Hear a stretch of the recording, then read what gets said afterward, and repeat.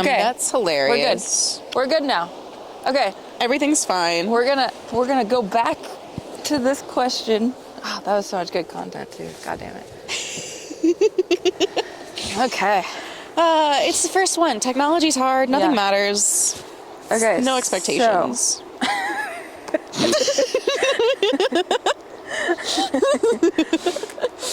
The question of Are we improving? okay, take 2 on this, but the question of maybe you have more ideas now. The question of are people doing the best they can or trying their hardest? Are people trying their hardest? Yeah. No. I don't believe that everyone is trying their hardest.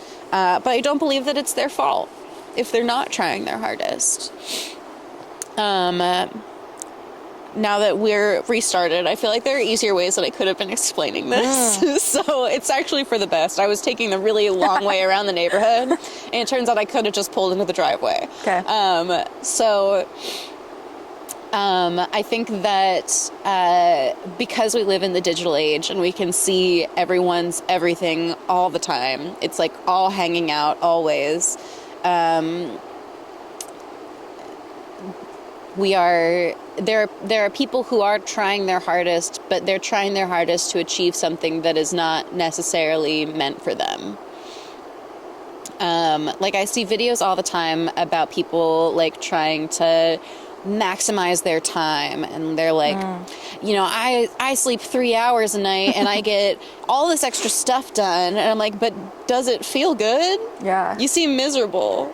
What are you truly working towards? Because you could have actual, and you know, never saying that someone's goal is like bullshit, but you could have an actual goal of wanting to make 6-7 figures. Like that could be your goal. That could be a goal based, like rooted in something else. It's like not super healthy, right? Yeah, but like, but it is a goal. Yeah, and I think that you know, that was very astute, and it did help me find my point. I think that the people who are trying, in my opinion, successfully are the ones who have a goal but are enjoying the path to get there.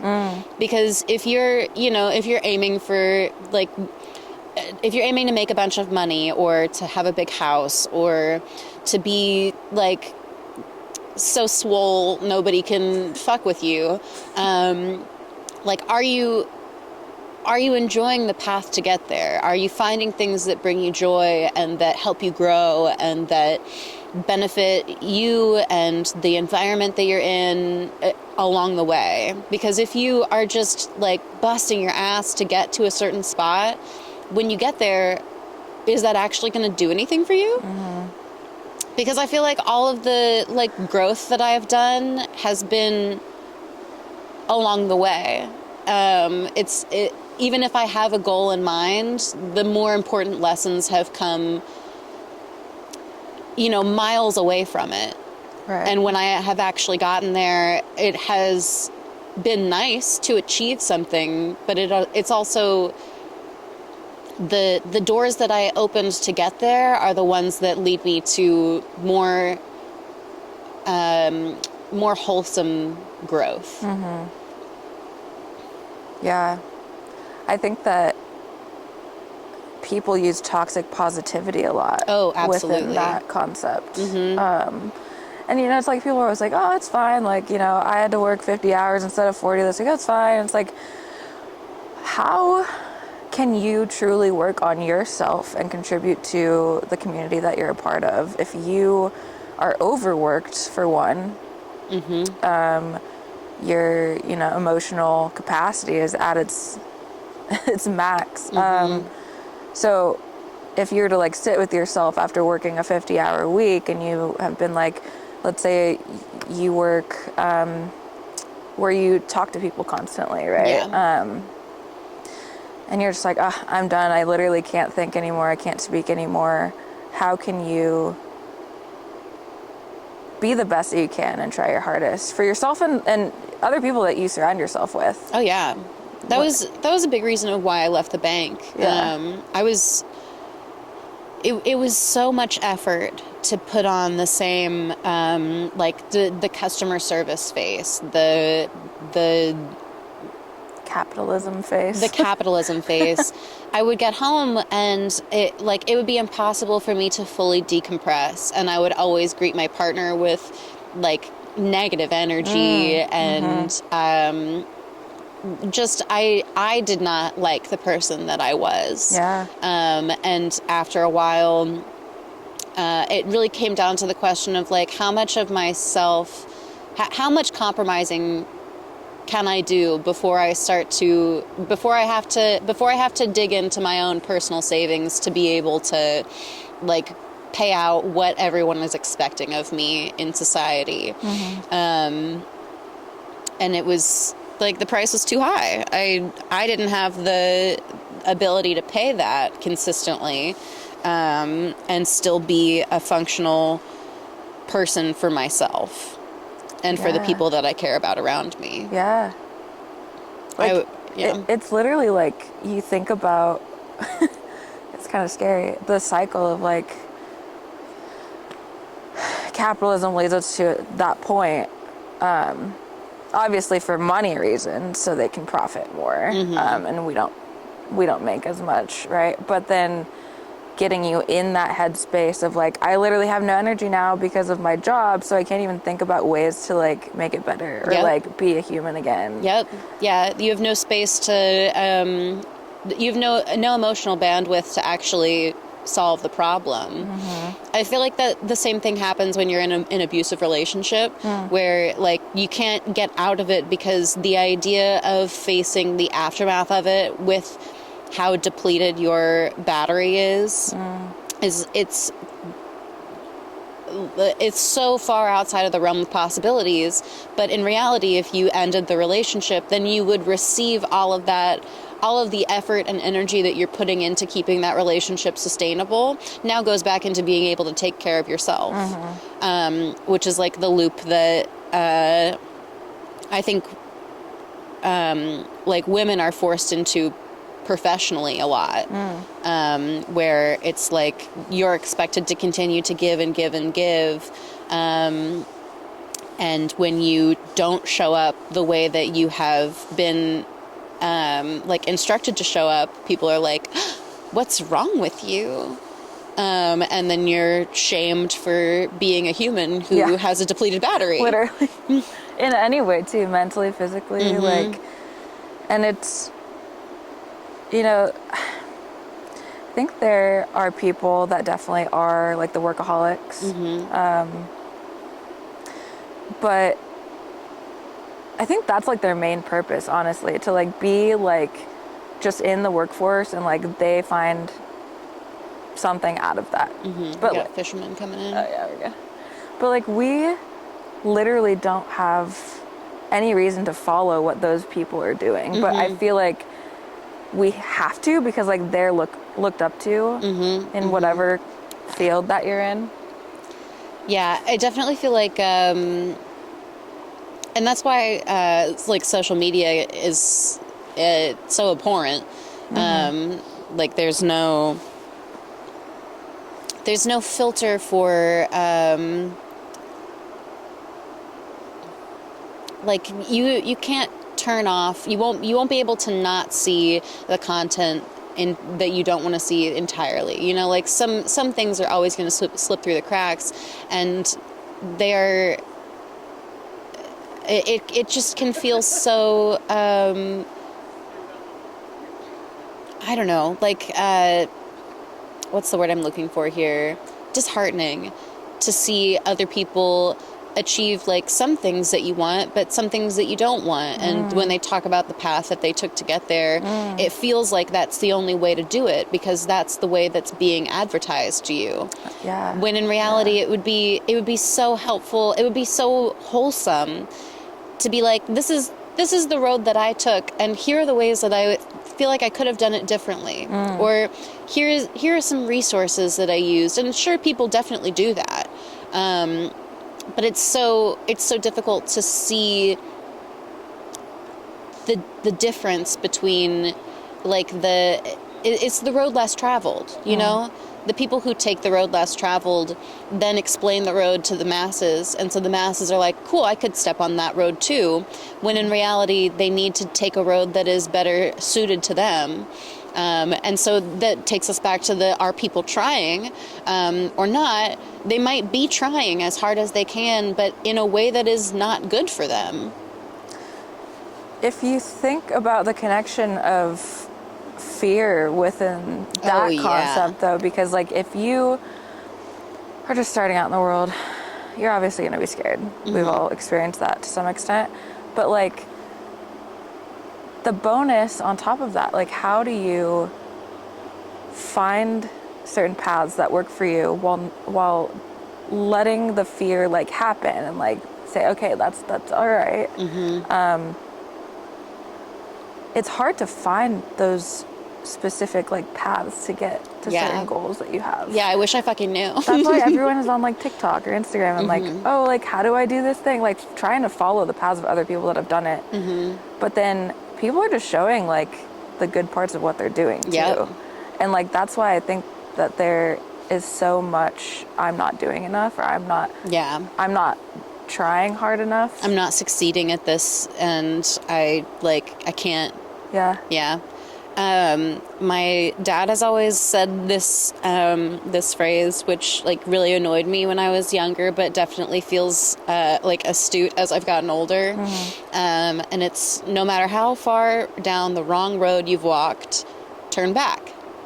And it always like I feel like it really goes hand in hand with like the worst case scenario is rarely that bad, because for me, especially with my anxiety, like my worst case scenarios are the worst case.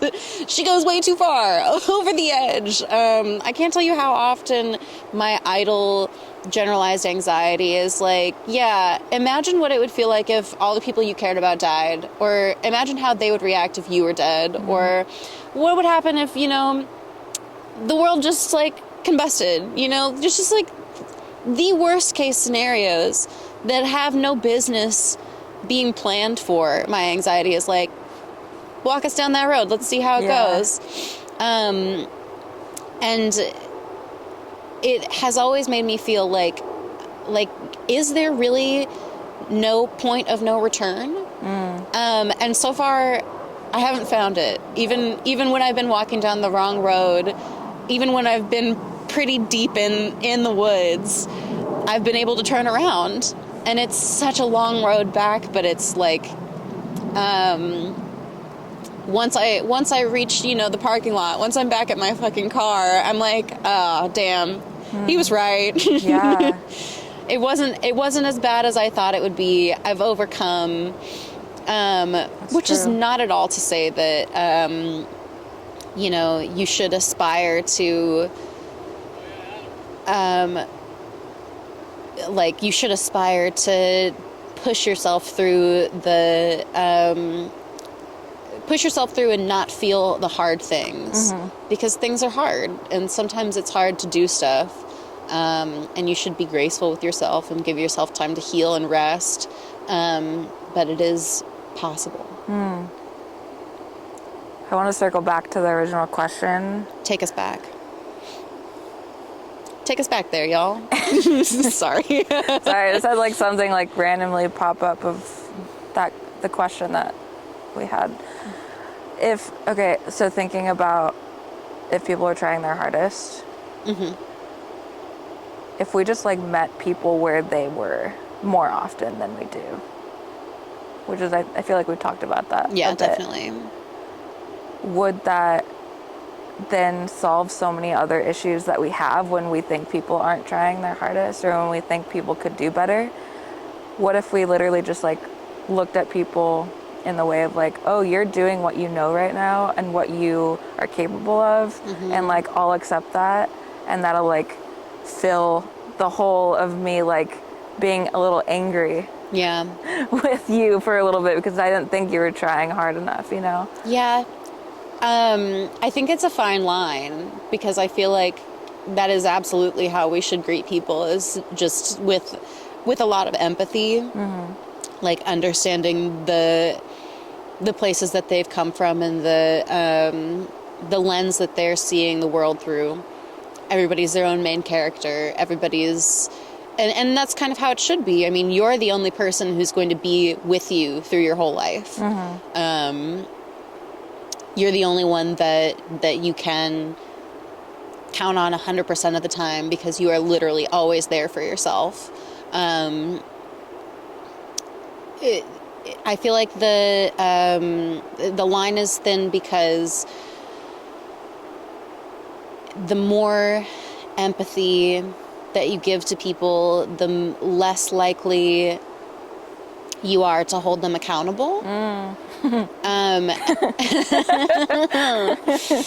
that can become dangerous. You can in turn put yourself in a position where that person is becoming more of a main character in your life than you are, because you're feeling so empathetic towards their growth process. Like, there comes a point where you have to disconnect yourself a little bit, at least for me, for my boundaries at this point in my life. There comes a point where I have to disconnect and no longer if I can't hold you responsible for the way that you have told me that you want to behave. Like, if you as my friend were like, hey Jade, I want to make like a standing date with you this day every month. We're gonna like hang out and do things, and then for 3 months in a row you were like, actually Jade, I'm gonna bail. Like, I don't want to. I can't see you today because of this, that, or the other. Then I'm gonna be like, okay, yeah, absolutely. Like, take whatever time you need, do whatever you gotta do, but I will no longer like hold that day for you, you know? And then if you come back and you're like, hey Jade, I'm ready to hang out with you on this day, I'll be like, all right, like, well, let's plan it. And then once we were able to like have that day and maintain our plans, I'd be like, great, like now this can be our normal again. But there like comes a point where you have to acknowledge that like you can't make a person grow unless they want to grow. And if you're meeting someone where they are, they have to in turn meet you where you are. It can't just be a one-way street. Right. So if you're at a different place than that person is, then they have to at least acknowledge that you're in that different place. And if they want to maintain that friendship with you, they have to meet you where you are in some capacity too. Do you feel like we hold that space for people though? Like, do you feel like if you and I are on different wavelengths, like we're in different, I feel like most people are in different areas, healing wise, or, you know, so we acknowledge that and we accept that. And then we're like, okay, like we're two different humans, different areas of our lives. I still appreciate, yeah, you're good. I still appreciate this human. I know that they're doing the best they can. Since we're all in different stages of what we're going through here, why don't we all like accept where everyone is like already? Yeah. Like mutually though, because if it's just one-sided, then obviously that's another story. But like, if you think about intuition and how you feel like someone's not taking advantage of you, and you meet them where they are, like, why don't we do that more often? Is it because of the fear Probably that we have? I think for me it's definitely trauma. Like, it took me a long time to reestablish that like being vulnerable is a strength. After like a lot of my traumas, like being, more than anything, I wanted to re-enter like friendships and relationships as my most authentic self, and doing so is inherently a vulnerable thing. To like put yourself out there as your true self is to open yourself up to criticism and rejection, especially in a world where people are really concerned about like being a certain type of way. where there are so many tropes, it's so easy to slide into. I feel like, I don't know, it takes a certain amount of self-confidence to remove your expectations from other people. It's like the, I don't know, I feel like we've talked about this before where, like, I feel like we both have a lot of love to give to people. And a lot of it is very unconditional, like just sharing with people because it feels good to share our love with people.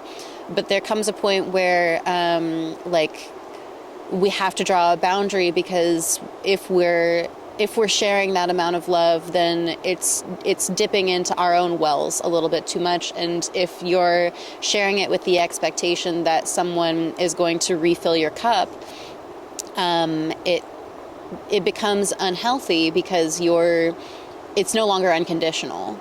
You're no longer just giving love because it feels good to give love. You're giving love with the idea that you're going to be getting something in return. Right. And I think that meeting people where they are kind of turns into that sometimes, where you're like, okay, I can understand that you can't show up for me in this way, and I appreciate the ways you can show up for me. But if you're operating without a boundary there, then you're just accepting that they can't show up for you in that way, and you're now depleting yourself in a way that's unhealthy, instead of holding that boundary and saying, like, yeah, I get that you can't be there for me in that capacity, and that's okay, but that means that I will be acting differently in this, that, or the other way. Right, yeah. And also, like, it leads to so much resentment within that relationship. Yeah. Okay, really quick. This dude is bad at fly fishing. Sorry. They're looking cool doing it, though. Yeah, they are. Yeah, I also don't know how to fly fish. I just keep watching the reel only go, like, out a little bit, and I'm like, wait, aren't you supposed to be? Doesn't it go really far? But I'm the layman, so I know nothing. My feet are so cold just watching them. Okay, next question. Next question. Made me think about this, what we just talked about. Where do you think our fear and anxiety and or depression would be if we just cut out social media in general? Oof. Oh, that's such a hard question, because, you know, all of those things existed before social media. In different ways, right? Yeah, definitely in different ways. I don't know, because I feel like one of the things that I appreciate the most about social media is how many people on, like, in the sphere that I have cultivated for myself, how many people talk about their depression, their anxiety, and the ways that they're, like, being healthy in their healing, the ways that, and their shortcomings too, like the moments when they've triggered themselves, or the moments when they've not held their boundaries. There are definitely some, like, there's social media that I've consumed that has helped influence me for the better, like like free therapy. Yeah, like free therapy, like all over the place. Social media is the healthcare access that we need. Exactly. Yeah. Oh, you can't afford therapy? Just follow this one. Don't worry, they'll help. Okay, other than that, though, because I agree, and I think I've talked to you and Sam before, like, TikTok has, like, literally helped me in ways that I did not have before because of that access, but then obviously there are so many other reasons as to why those things cannot be good. Yeah, two sides of the same coin. Yeah. You know, like, there's there are so many people that are using social media to create a platform that they wish that they had had access to, a platform of things that have been beneficial and helped them grow. But then there are also people who are using their platform to promote a lifestyle or a type of behavior that isn't necessarily healthy for all the people that they're performing to. It's for the views. It's for the views, baby. So sorry I did that.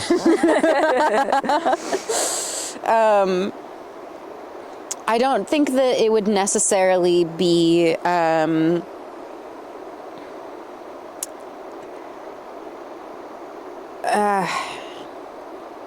I don't know, that's such a hard question because we have grown up in such a digital age. It's hard to think about what would be different if we hadn't. Okay, then let me frame it this way. Yes, reframe it for me, babe. Reframe it. How would it feel? What would your week look like if I literally came over to your house and I was like, Jade, give me your phone. If you needed to call someone for something, or, obviously, but like everything else, you don't get your phone for an entire week. How do you think you'd feel? And how do you think your life would be during that week? Like you go about your like normal daily activities and like work and whatever else you usually do. Yeah. But like, do you feel like you'd find more enjoyment with being present in those things? Or do you feel like you'd have a lot more anxiety because you didn't have that source right there at your disposal? I definitely think I would be more content, more happy. Like when we go out into the woods and we have no internet connection and I can't use my phone, it's so freeing to just like shove it into the glove box and be like, I haven't looked at my phone in days, literally. Like everyone who like needs to know where I am knows my general location, and I am free of the need to check in and the need to like be reachable. I don't know, Brent and I talk about this a lot because he's gotten rid of Instagram, but he does like spend a good amount of time on like Reddit and YouTube.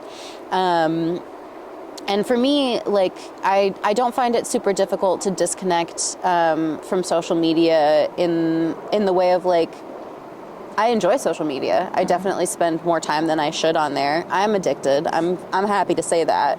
But it doesn't really,